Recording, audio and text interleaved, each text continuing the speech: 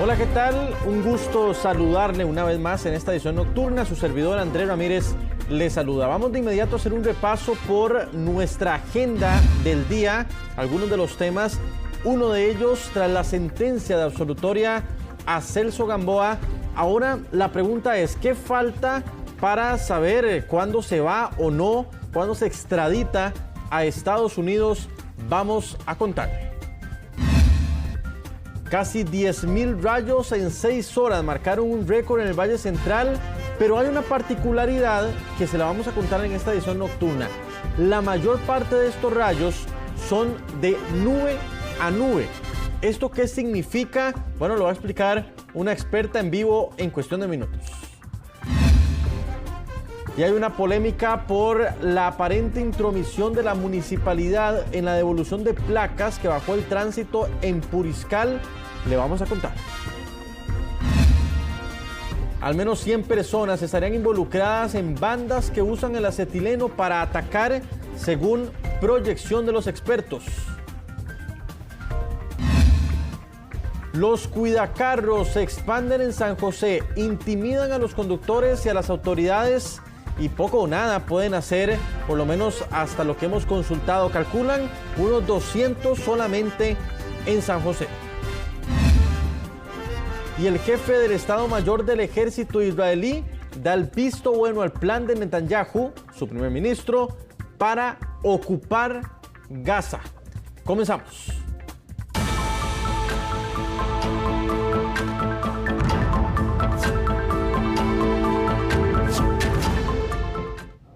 Y hacemos un resumen de lo que ha sido una de las noticias del día, el juicio en el que estaba involucrado Celso Gamboa. Esto es parte del recorrido, el último que se hizo desde la cárcel de Alajuela, llegando a los tribunales. Vamos a escuchar parte del ambiente.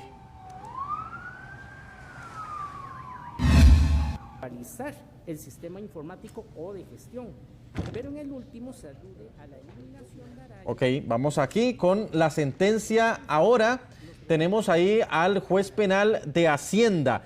¿Qué es lo que pasa? El Tribunal Penal absolvió al ex magistrado Celso Gamboa Sánchez, también al exalcalde de San José, Johnny Araya, y a la exfiscala subrogante Berenice Smith Bonilla del delito de tráfico de influencias tras acoger la solicitud del Ministerio Público de no condenar a los imputados. La causa judicial giraba en torno a una gestión que, según la acusación, buscaba que el nombre de John Araya no apareciera en un expediente judicial entre el 2015 y el 2016.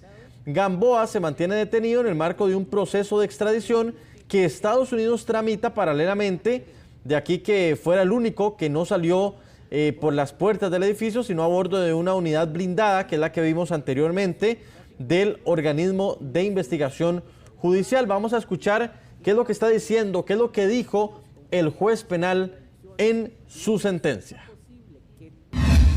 Tampoco se explica que Berenice Smith Bonilla y Johnny Araya Monge actuaran conjuntamente con Celso Gamboa en las acciones presuntamente ejecutadas por este respecto de Tatiana Vargas y de Justo Pastor López en beneficio de Araya. No se describe cómo, cuándo y dónde Araya concertó su voluntad con la de Smith y Gamboa para influir en Natalia Rojas y obtener así una ventaja indebida.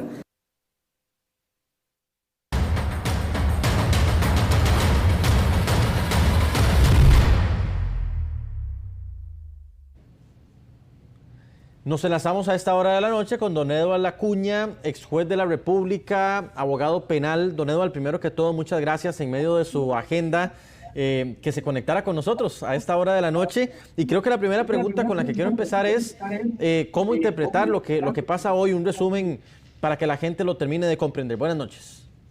Hola, buenas noches, un saludo y a la audiencia. A ver, si usáramos el título de un libro sería el de García Márquez, Crónica de una muerte anunciada. El tribunal está absolviendo por una muy mal realizada acusación que no describe ningún delito, que no describe conductas punibles es decir, delitos que se le atribuyen a las 3 personas acusadas. Pero todavía más grave es que testimonia piezas para 2 testigos, la jefe de prensa del Ministerio Público y una fiscal del Ministerio Público, para que se investigue la posible comisión del delito de falso testimonio. Esto genera la posibilidad ahora para las personas acusadas de reclamar la indemnización que corresponde por haber sido sometidos incorrecta e injustamente a un proceso. Claro. Ahora, don Eduardo, también creo que una de las interrogantes que más se hace la gente es qué sigue ahora para el otro proceso en el que está Celso Gamboa, que es la extradición. ¿Qué es lo que sigue ahora? Lo que sigue es la decisión del Tribunal Penal de extraditar o no, de acoger la solicitud de extradición del Gobierno Federal de Estados Unidos. Ese es el siguiente paso que deberá ocurrir antes del vencimiento de los 60 días de detención provisional. Con esa absolutoria queda el camino más fácil, allanado más fácil, don Eduardo. Sí, porque no hay ninguna sentencia pendiente de cumplimiento. Ahora, ¿qué pasa si se vence ese plazo? Que ya más allá de lo que haya pasado hoy, si se vence el plazo, ¿y qué es lo que estamos esperando para esa extradición? Lo que estamos esperando es la resolución. Si se venciera el plazo porque el gobierno de Estados Unidos no ha suministrado la información requerida conforme al Tratado de Extradición Costa Rica-Estados Unidos, es la libertad inmediata del extraditable. Claro. Hay otros procesos, don Eduardo, entendemos, en los que se mantiene, don Eduardo, eso ahorita pasa a un segundo plano. Lo que estamos esperando es la resolución de extradición, ¿es así? Efectivamente. Muy bien. Don Eduardo Acuña, le agradecemos muchísimo por atendernos a esta hora de la noche y claramente que lo invitaremos posterior cuando haya una decisión para que nos ayude a interpretarlo. Gracias y buenas noches. Buenas noches. Don Eduardo Acuña, ex juez de la República. Y otro de los proyectos que también ha generado polémica es el de la megacárcel, que ha anunciado el gobierno, el Ministerio de Justicia, porque fue declarado confidencial. Son casi 8.000 millones de colones para el nuevo centro de alta contención de la criminalidad, mejor conocido como la megacárcel. El nuevo ministro de Hacienda, Rudolf Luque, expuso a los diputados el presupuesto extraordinario, en el cual se hizo recortes a varios ministerios para obtener esos fondos. El proyecto ya cuenta con planos, ya cuenta con los diseños, se encuentra actualmente en proceso de revisión preliminar con la incorporación en el Colegio Federado de Ingenieros Arquitectos. Entonces, en realidad, sí hay una formulación en este momento que va a permitir hacer esa ejecución de esos recursos al finalizar este año. Pero hubo un punto que causó polémica. El planificación ha indicado que hay confidencialidad sobre esta parte con respecto a la cárcel. Sí, vamos a ver, el Ministerio de Justicia ha venido desarrollando acciones estratégicas para alcanzar un nivel de madurez técnica para que esto en efecto se desarrolle este año con estos recursos. Esa confidencialidad llamó la atención de los diputados y cuestionaron que un proyecto tan importante no tenga mayores datos. En lo que tenemos de historia en este país, nunca hemos visto que ninguna construcción de una cárcel se declare confidencial. Primero, que no hay interés, o entenderíamos que los diseños y todo lo que tiene que ver con el edificio en sí, pues puede ser confidencial, pero nunca un presupuesto, nunca los costos y menos la ubicación. Eso no tiene sentido. Yo no lo considero esto ni con pies ni cabeza, diputados y diputadas. Esto es una ocurrencia, esto es una desfachatez. Este presupuesto extraordinario realmente producto de la violencia del crimen organizado.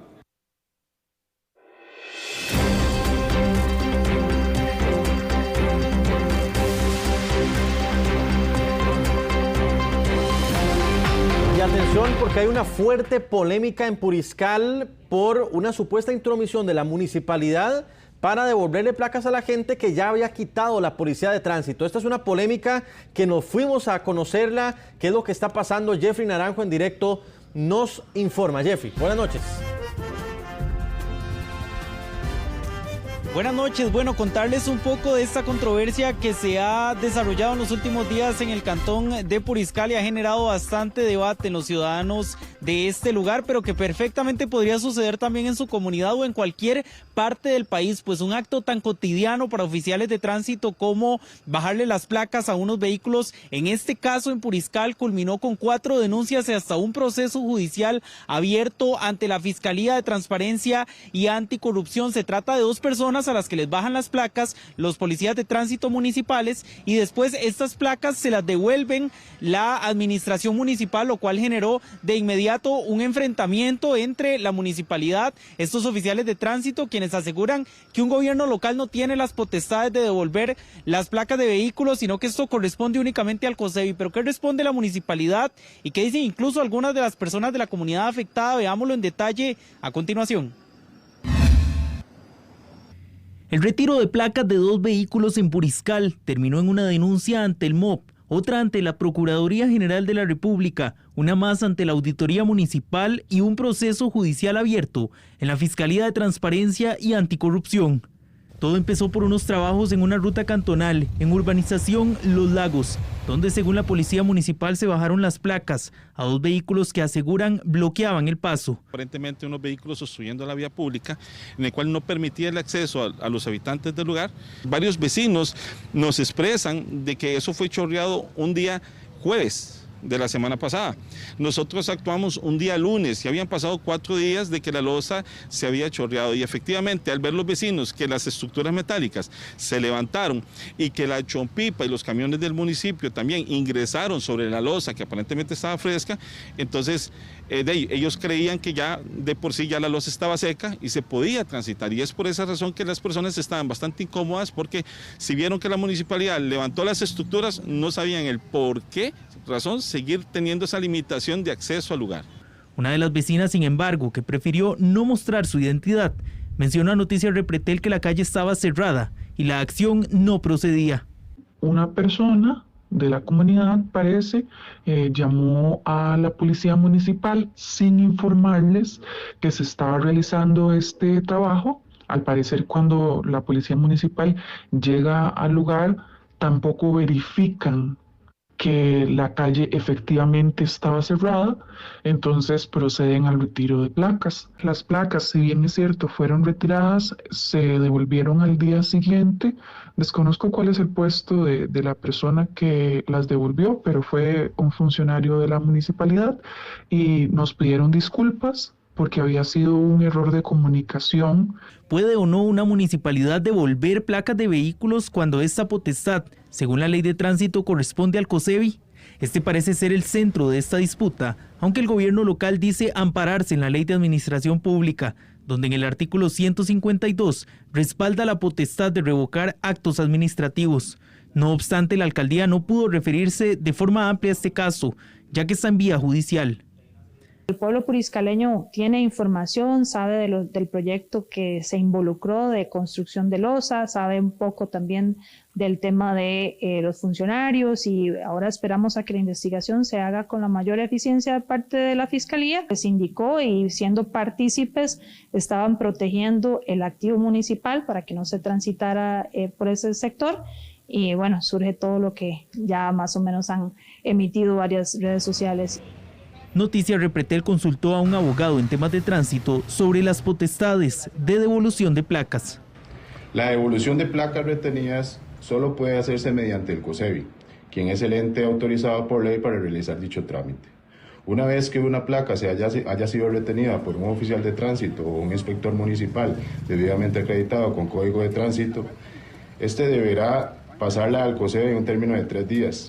La municipalidad divulgó un comunicado donde aseguran desmentir favoritismos o tráficos de influencias en la devolución de placas a los afectados. Un caso que podría terminar en los tribunales. Hoy parcializa la opinión en el cantón de Puriscal y que también, según los implicados, evidencia la contrariedad que pueden tener la aplicación de unas leyes contra otras. Jeffrey, en resumen de esta polémica, ¿podríamos estar hablando de que alguno de los ingredientes es la falta de comunicación? Efectivamente, Andrés, tal vez sería porque estamos hablando que es la policía municipal y la administración municipal, todo dentro de una misma municipalidad, pero aparentemente se genera este desacuerdo por una falta de señalización, incluso según los denunciantes, a la hora de indicar que la calle estaba cerrada o que dicha señalización se había movido desde días antes, pero también llama mucho la atención es cómo una ley podría contradecir a otra. En este caso, la ley de tránsito dice solo el COSEBI puede devolver las placas, pero la municipalidad viene y dice también ley de administración pública nos autoriza a revocar actos administrativos como el decomiso de estas placas que efectuó la policía municipal y por tanto, pues será esta investigación judicial en la fiscalía la que determina al final quién tuvo la razón y si incluso estaríamos ante un aparente caso de tráfico de influencias, que fue uno de los motivos que presentaron los denunciantes. Como les mencionábamos, un caso que hoy se da en el cantón de Puriscal, pero perfectamente podría presentarse en cualquier parte del país y pues vamos a ver cuál será el desenlace de esta denuncia. Claro, interesante este tema, Jeffrey. Vamos obviamente a darle seguimiento.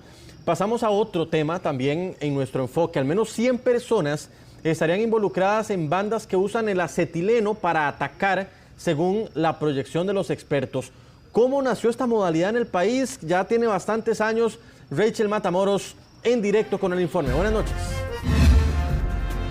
Así es, y estas bandas dedicadas al robo de cajeros automáticos y comercios con cetileno se ubican mayoritariamente en Limón. En Siquirres, según especialistas, fue donde surgió la primer banda dedicada a este tipo de robos. Y en esta última semana se registraron 2 casos continuos. El robo con acetileno surge en Siquirres, en Limón, y desde ahí se replicó esta modalidad delictiva por toda la zona atlántica. Desde el año 2018, los delincuentes se mueven con mayor confianza por su conocimiento del terreno. Han encontrado el escenario perfecto para operar, con almacenes alejados y poca circulación de peatones o vehículos. Escogen los negocios grandes, almacenes, etcétera, los vigilan el día, lógicamente hacen un trabajo de inteligencia. Pueden preparar algunas cosas en el día y en la noche ya regresan con el equipo. Casi todo el personal miembro de estas bandas radica en la zona de Limón, en la zona del Caribe, Guapiles, Pocora, Guásimo, hasta la zona de Zixaola, y reclutan frecuentemente, reitero de nuevo, ex colaboradores bancarios o ex personal que trabajaba con cajeros automáticos para saber las nuevas tecnologías que utilizan los bancos para proteger los cajeros y así poder vulnerarlos. Veamos, así operan las bandas del robo con acetileno. Están integradas por varios miembros, llegando en algunos casos hasta 100 personas. Reclutan expertos en cajeros automáticos y manejo de acetileno para ejecutar el robo. Y atacan comercios aislados, generalmente en horas de la noche para evitar testigos.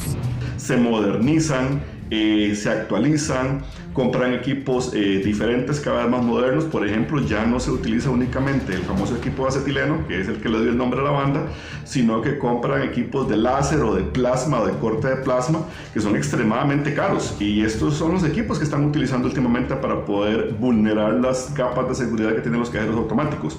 La logística de ellos es inmediata en muchos de los casos. O sea, no antes llevaban, por ejemplo, los cilindros de gas. Ahora no, ahora los compran, son cilindros más pequeños precisamente para evitar que los detecten.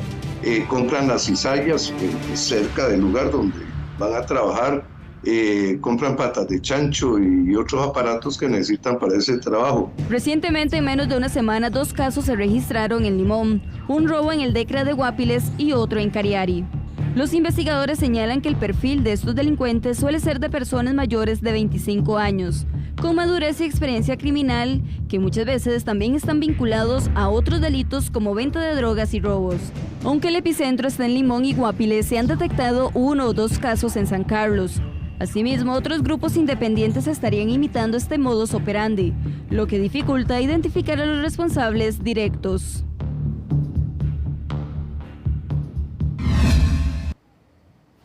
Y los especialistas aseguran que para poder ejecutar este tipo de robos se necesitan a personas expertas en cajeros automáticos e inclusive con el uso de acetileno. Por otro lado, el organismo de investigación judicial sospecha hasta este momento que serían varias estructuras criminales que no estarían ligadas una con otras, sino que son grupos independientes.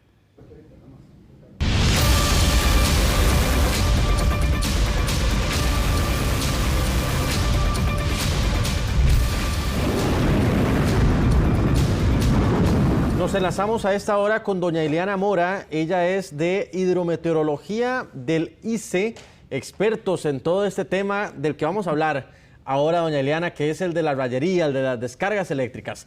Lo primero que todo, buenas noches, agradecerle por conectarse a esta hora de la noche y hacer un repaso rápido de la estadística. ¿Cuántos rayos, por ejemplo, anoche y cuántos se presentan en un día regular, como para que podamos tener esa comparación actualizada?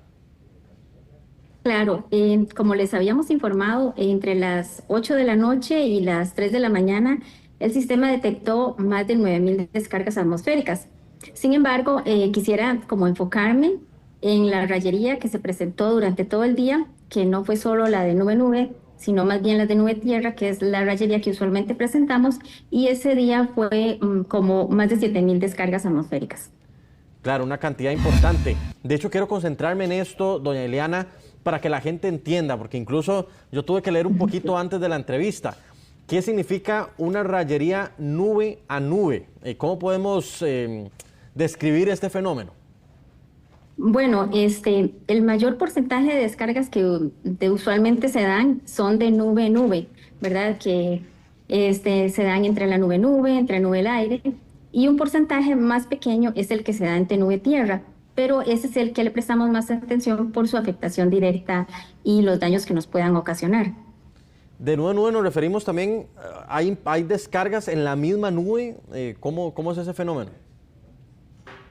Sí, se da descargas dentro de la misma nube y pues existe un canal entre cargas podríamos decir, de signos opuestos que generan este tipo de rayería, ¿verdad? Claro. Y pues lo mismo se da entre la nube y el aire, por ejemplo.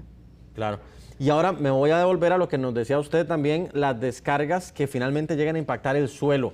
En rayerías como estas o en fenómenos como estos, ¿a dónde caen normalmente? Porque, claro, nosotros estamos acá en la redacción y decíamos, pero están cayendo aquí en el canal, ¿verdad? Gente en la casa, en WhatsApp decía, están cayendo aquí en el patio de la casa. ¿Dónde caen ese tipo de descargas que llegan al suelo?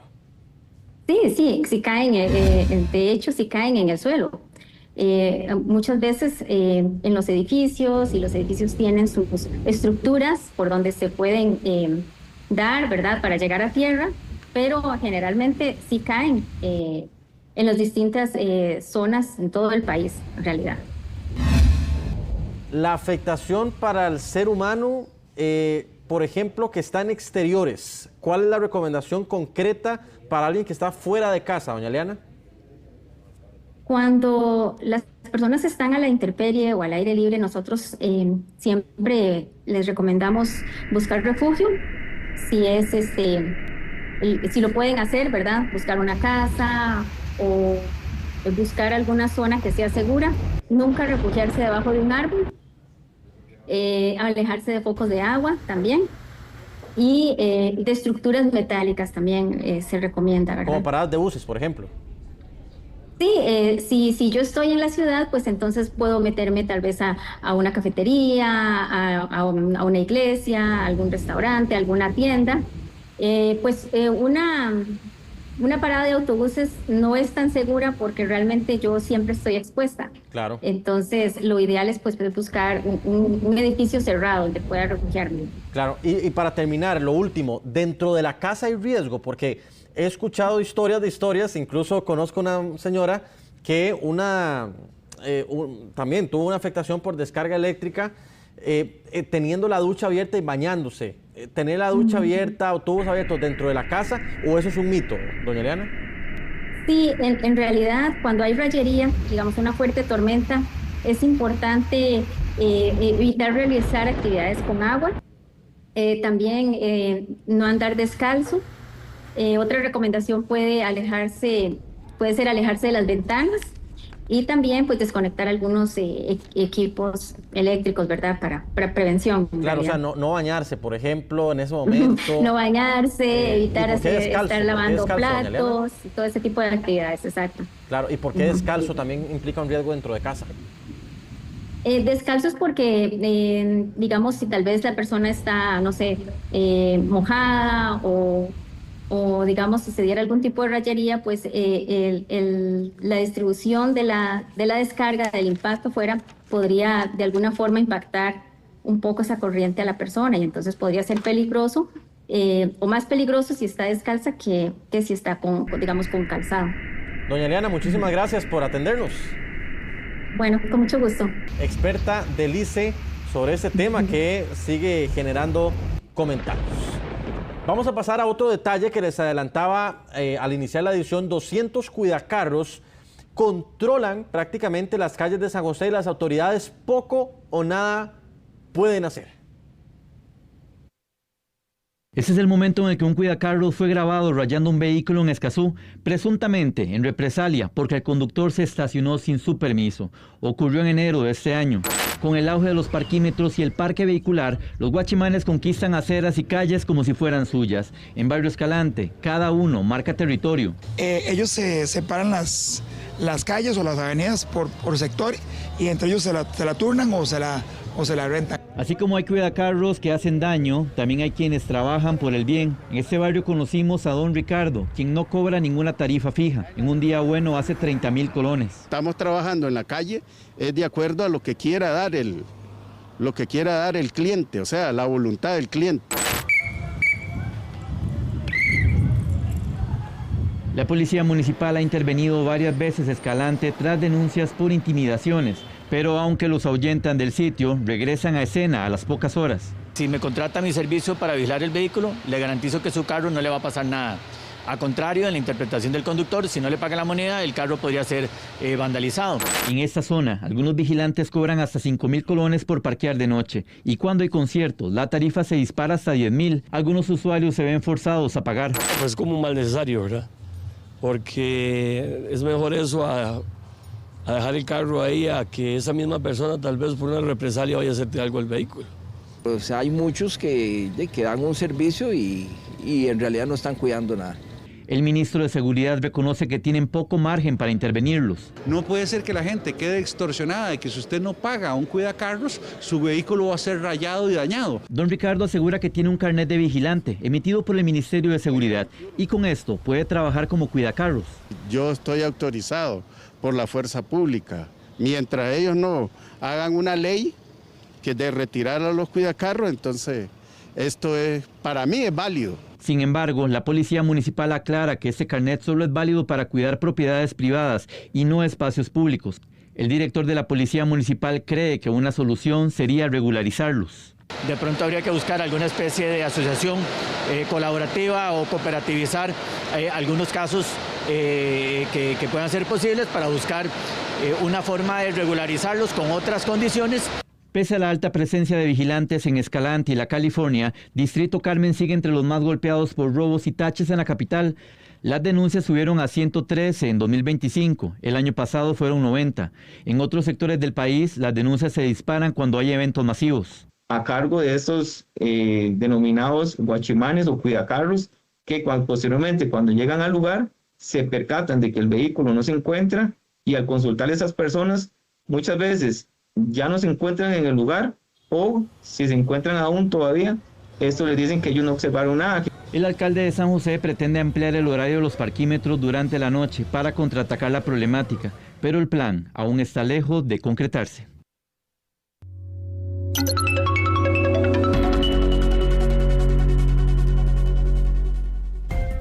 Vamos ahora al tipo de cambio. La venta 507,49, la compra 502,71. Así cierra el tipo de cambio del dólar referencia del Banco Central.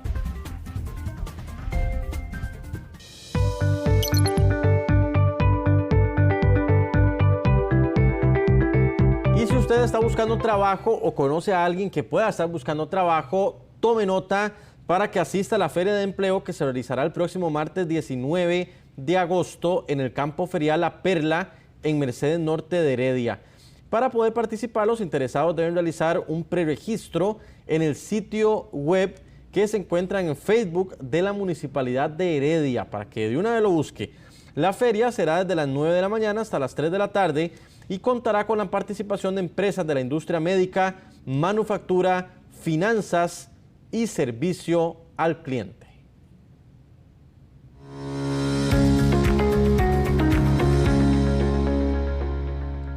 Y en nuestro enfoque económico, la sección especializada contra el fraude del OIJ advierte que páginas falsas, y más ahora cuando muchos andan buscando el regalo para mamá, están engañando a la gente y sacándole mucha plata. Katia Cárdenas nos informa.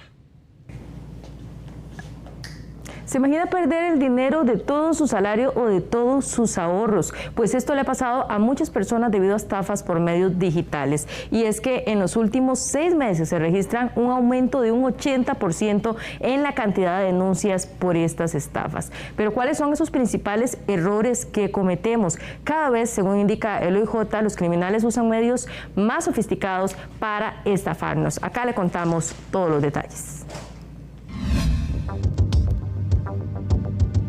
Cada día unas 25 personas en promedio en el país caen en los engaños de los estafadores. Su forma de actuar, mensajes, correos o páginas falsas. Según el OIJ, hay un aumento en la cantidad de delincuentes que se dedican a estas estafas digitales y cada vez trabajan en nuevas formas para robar su dinero. Pero ¿cuáles son los principales errores que pueden llevarlo a caer en una de estas estafas? Ingresar a enlaces de páginas que son controladas por delincuentes. Sitio de la entidad financiera desde un buscador, eso es muy frecuente. Igualmente es aceptar la llamada del famoso abogado de la municipalidad porque ya está venciendo el plazo para actualizar el valor.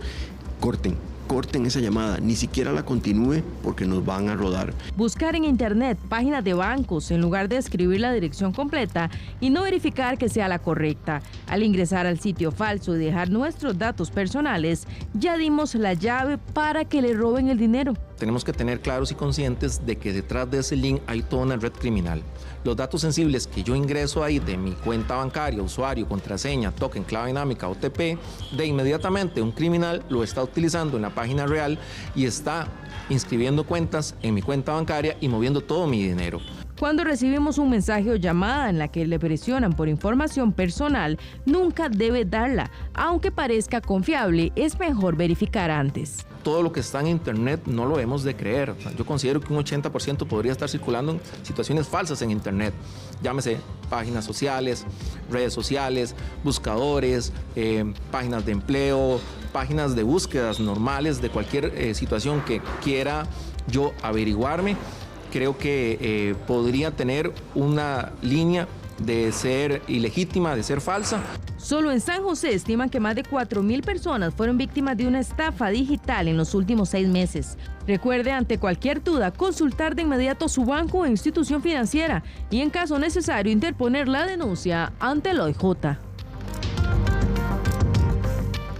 Bueno, recuerde que es mejor siempre desconfiar. Si tiene dudas, preguntar a la entidad correspondiente y nunca ingresar a enlaces que parezcan sospechosos. Así podría evitar una estafa. Continuamos con más.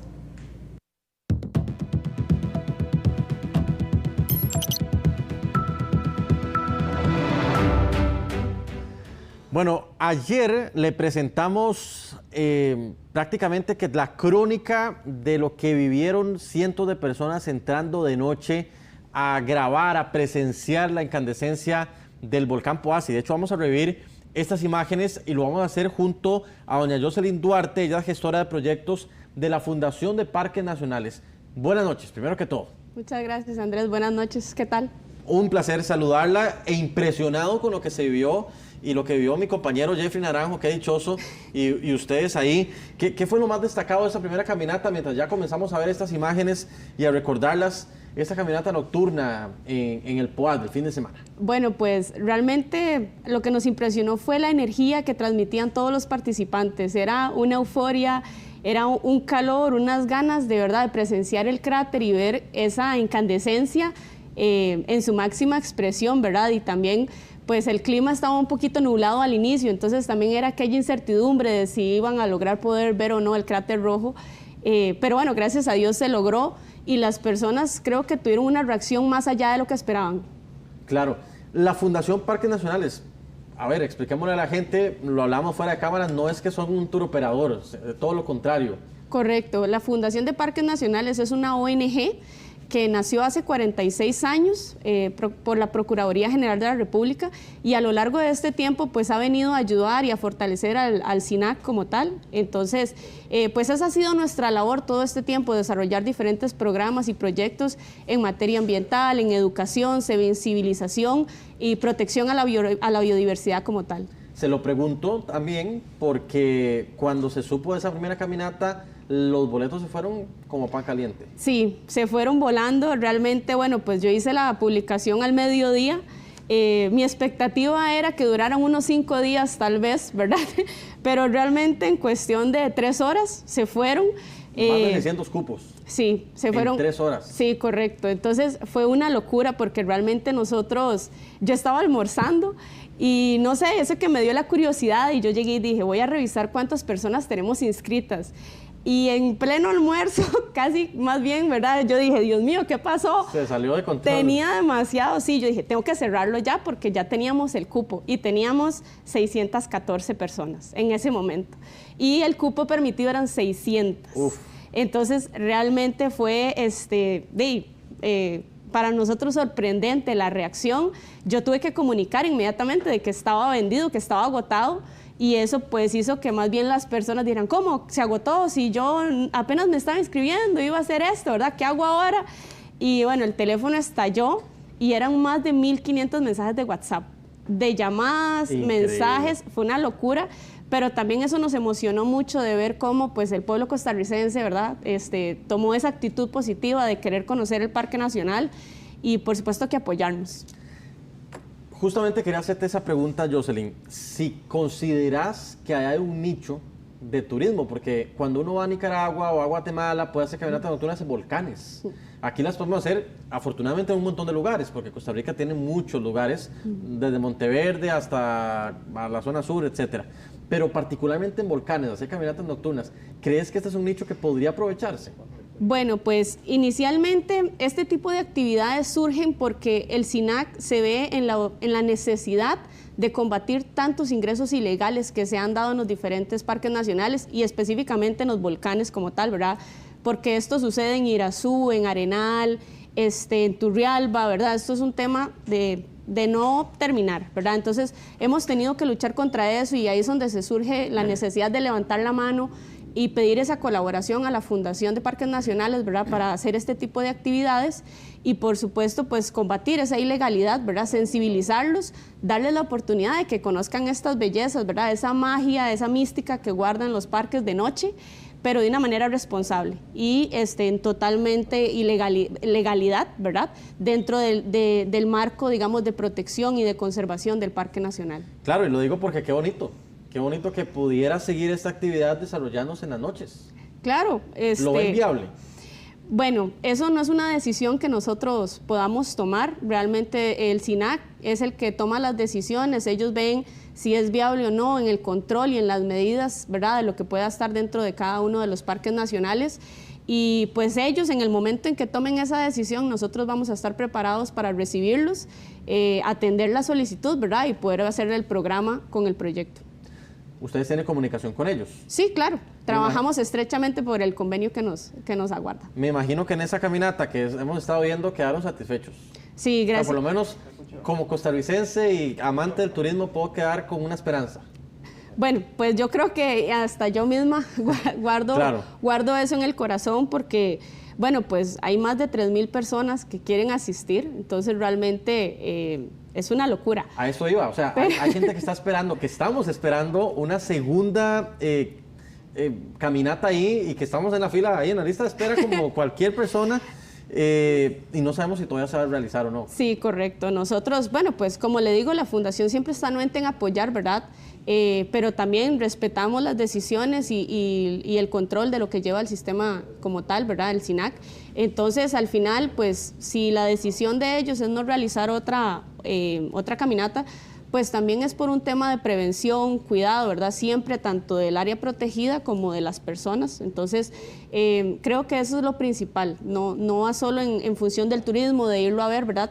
Al final las autoridades competentes van a saber si es óptimo, ¿no?, continuar ingresando al parque como tal, específicamente al volcán. Y también, por supuesto, bueno, si las condiciones climáticas lo van permitiendo, ¿verdad? Porque algo muy importante es que la incandescencia no sabemos si va a ser permanente. Entonces, ahorita actualmente está rojo, pero si empieza a llover, ¿verdad? Eso puede a lo largo pues cambiar la situación. Entonces, estamos en esa comunicación directa con ellos y pues nos dirán a bien si se realizará o no a futuro. Pero por el momento no sabemos. No sabemos. Jocelyn, ¿Qué trabaja la Fundación Parques Nacionales? Sabemos no solo en el volcán Poás, que fue la situación, sino que ustedes también tienen otros proyectos. Sí, bueno, pues nosotros trabajamos proyectos en sensibilización, educación ambiental, tenemos voluntariados corporativos también para apoyar, ¿verdad?, en esa responsabilidad social empresarial a los parques nacionales. Próximamente tendremos la Expo Ambiente, ¿verdad?, para también que las empresas tengan ese espacio para hablar de diferentes temas en materia ambiental, energía renovable, la parte hídrica. Por supuesto tenemos un enfoque de turismo, ¿verdad?, turismo con enfoque regenerativo. También vemos todo lo que es talleres, sensibilización, ¿verdad?, y protección a la biodiversidad como tal. Claro. Entonces, es una gama de muchas cosas que trabajamos. Increíble, sí. Y para terminar, ¿qué otras actividades hay próximas como estas, que la gente pueda acompañarlos? Bueno, ahorita la otra semana, si Dios lo permite, vamos a salir al público con un conteo de aves que se va a realizar en la zona de Tortuguero, específicamente en Barra de Colorado, para motivar a la educación científica, ¿verdad?, en el tema de aves. Entonces, ese es el que tenemos por el momento. Y así ya tienen agenda probablemente pensadita para lo que sigue el año. Sí, Dios primero, ¿verdad? El clima y las necesidades nos los permiten pues ir desarrollando diferentes actividades. Muy bien. Para terminar, Jocelyn, y para que a la gente le quede claro, ¿dónde puede buscarlos Fundación Parques Nacionales en redes sociales? Sí, más bien aprovechar, ¿verdad?, e invitarlos a que sí nos sigan en Facebook e Instagram como Fundación de Parques Nacionales o FPN-Costa Rica. Ahí pues publicamos todos los proyectos. Repítalo para que la gente lo apunte. FPN-Costa Rica. FPN-Costa Rica. Es más, yo lo voy a apuntar también. Claro. Bueno, porque claro, son las iniciales de la fundación. Correcto. Y eso en redes, así tal cual. Sí, exacto, en Facebook, en Instagram y bueno, estamos recientemente abriendo TikTok para también que se den cuenta por ahí de todos los eventos que vamos a ir realizando y demás. Espectacular. Jocelyn Duarte, muchísimas gracias. A ustedes las gracias y buenas noches. Muy bien, continuamos. Regional sobre la mujer en América Latina y el Caribe.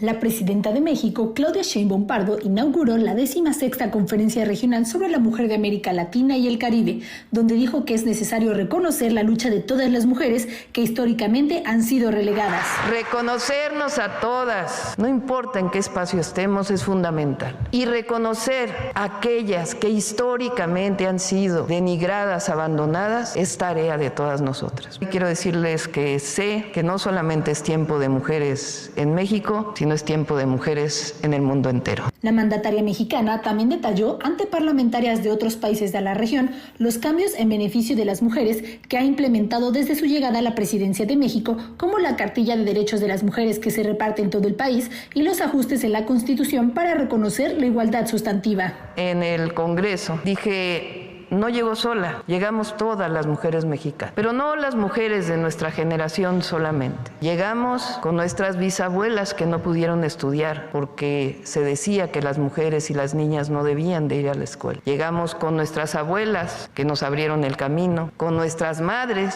que lucharon porque pudiéramos votar y pudiéramos participar, pero también llegamos con nuestras hijas, con nuestras nietas y con nuestras bisnietas, porque en México va a seguir siendo tiempo de mujeres.